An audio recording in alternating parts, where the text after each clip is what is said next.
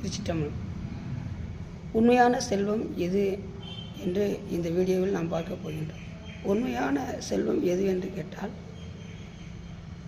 பூதி என்றால் செல்வம், விபூதி என்றால் மேலான செல்வம். விபூதி தான் உண்மையான செல்வம் என்று நமது அருளாளர்கள் கூறுகின்றனர்.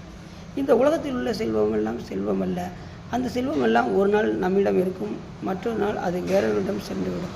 அது நிலையானது அல்ல என்று நம்ம அருளாளர்கள் கூறுகின்றார்கள்.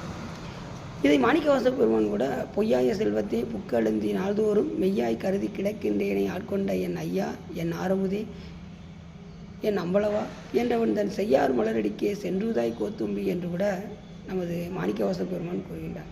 அப்படிப்பட்ட மேலான செல்வமாக விளங்கக்கூடிய விபூதியை நாம் கங்காளன் பூசும் கவசத்திலேட்டை மங்காமல் பூசி மகிழ்வரை யாமாகி தங்கா வினைகளும் சாரும் சிவகதி சிங்காரமான திருவடி சேர்வரே என்று கூறுவதற்கிணங்க அதை பூசி நாம் மகிழ்வோம். திருச்சிற்றம்பலம்.